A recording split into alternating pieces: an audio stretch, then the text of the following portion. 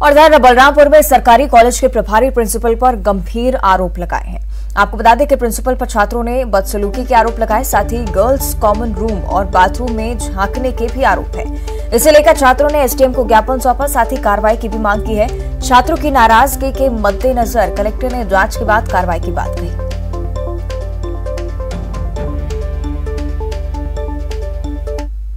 ज्यादा दुर्व्यवहार करते हैं, पेरेंट्स के साथ भी दुर्व्यवहार करते हैं। पेरेंट्स आते हैं, उनसे बदतमीजी से बात किया जाता है और हमारे प्रिंसिपल वॉशरूम में भी घुस जाते हैं, गर्ल्स कॉमन रूम में भी घुस जाते हैं, क्लासरूम में जाते हैं और अपनी राजनीति चालू कर देते हैं और अपने पढ़ाई कुछ भी ढंग से नहीं कराते हैं और बहुत सारी परेशानी उनसे हमें होती है। कि हमारे कॉलेज के प्रिंसिपल चेंज होना चाहिए। देर रात तक रोका जाता है मीटिंग के बहाने और वो अपने कार से छोड़ने जाते हैं और धमकी देते हैं, अगर मीटिंग के लिए नहीं रुकोगे तो तुम्हारा नाम काट दिया जाएगा, टीसी काट दिया जाएगा और घर में भी लेटर छोड़ा जाता है। जी, समस्या ये है कि हमारे प्रिंसिपल हम सभी स्टूडेंट के प्रति जिम्मेदार नहीं हैं। ऑन द स्पॉट मैं एक बात कहना चाहती हूँ कि एक दिन मेरी एक फ्रेंड को क्लास पे सांस का अटैक आया था। मैंने उसे गर्ल्स कॉमन रूम में ले जाया, सब टीचर वहाँ इकट्ठा हो गए कि सर इमरजेंसी है। प्रिंसिपल सर को सूचित किया गया कि उनकी गाड़ी में उन्हें हॉस्पिटल ले जाया जाए, लेकिन प्रिंसिपल ने कोई आश्वासन नहीं दिया उस बात पे। आचार्य द्वारा स्टूडेंट के साथ बहुत ज़्यादा बदतमीजी, देर रात तक रोका जाता है बच्चों को, टीचर्स को सबके सामने अपमानित किया जाता है और एडमिशन प्राइवेट वाले को बोले थे कि एडमिशन देंगे, प्राइवेट के स्टूडेंट को रेगुलर करने के लिए बोले थे, लेकिन कुछ लोग को एडमिशन दिए, बाकी लोग को एडमिशन नहीं दिए। बहुत दिन तक उन्हें घुमाया फिराया गया और गुमराह किया गया और एडमिशन फिर लास्ट में नहीं दिया गया।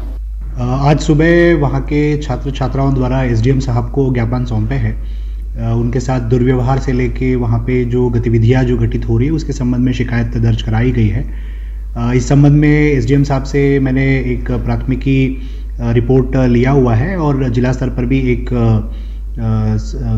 समिति का गठन किया जाएगा, जिसके आधार पर जो भी समिति में जो निकल के आएगा परीक्षण करने के बाद उसमें शासन को भेज दिया जाएगा।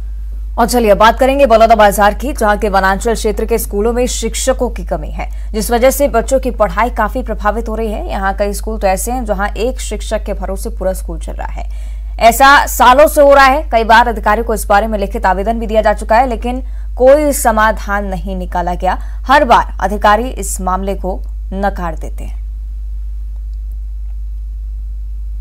हमारे यहाँ मैं अकेला टीचर हूँ सर, और 2 टीचर की और कमी है। कितने सालों से चलते आ रहे हैं? ये मैं अकेला अभी 4 साल हो गए। आवेदन दिए हैं अधिकारियों को? हाँ, सब कुछ सोने को 2-3 बार बोल चुका हूँ, हमेशा बोल रहा हूँ।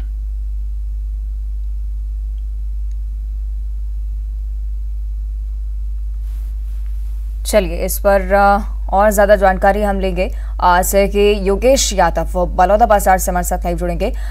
योगेश, निश्चित तौर पर एक ऐसी समस्या बलौदाबाजार के वनांचल क्षेत्रों के लिए जो कि भविष्य के लिए भी बेहद घातक साबित हो सकती है, क्योंकि तमाम बच्चे जो इस क्षेत्र में पढ़ना चाहते हैं, लिखना चाहते हैं, उनके लिए शिक्षकों की कमी है। अधिकारियों की तरफ से अब तक क्या कुछ कहा गया इस पर? देखिए अवंतिका, आपको बता दूं कि एक तरफ शिक्षकों की कमी है तो वहीं दूसरी तरफ विभाग के अधिकारी कुंभकर्णी नींद में सोए हुए हैं। आपको बता दें कि पूरा मामला बलौदाबाजार जिला मुख्यालय से लगभग 60 किलोमीटर दूरी पर स्थित वनांचल क्षेत्र का है, जहां कोर्राडी गांव है, जहां पर मिडिल स्कूल की जो कक्षाएं लगती है 6वीं 7वीं 8वीं, वहां पर पढ़ाने के लिए केवल एक ही शिक्षक है। वहीं आपको बता दें अवंतिका कि ये एक ही महीने या 1 साल से ही नहीं चलता आ रहा है, लगभग पिछले 4 साल हो गए वहाँ एक शिक्षक के भरोसे पूरी कक्षाएं संचालित हो रहे हैं। अगर अनुपात में भी देखा जाए अवंतिका तो यहाँ 2 शिक्षक या 3 शिक्षक होने चाहिए, लेकिन 6वीं 7वीं 8वीं जैसे मुख्य कक्षाओं के लिए यहाँ पर एक ही शिक्षक है।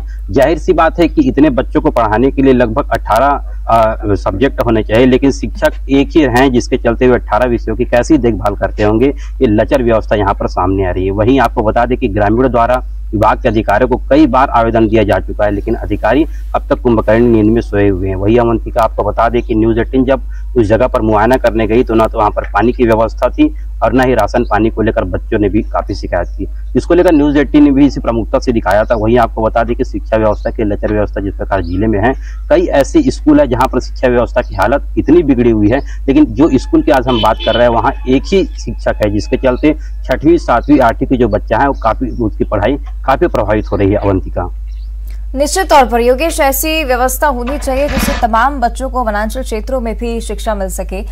लेकिन जिस तरह से शिक्षा की भी बात हमने सुनी कि 4 साल से यहाँ पर एक ही शिक्षक पदस्थ हैं, कई सारे स्कूल ऐसे होंगे जो कि अभी तक संज्ञान में नहीं आए होंगे और कई जगह इसी तरह की व्यवस्था होगी। अब कैसे माने कि इन जगहों पर, इन स्कूलों पर, इन शिक्षकों पर तमाम जो अधिकारी जिम्मेदार हैं इसके लिए उन पर कार्रवाई होगी?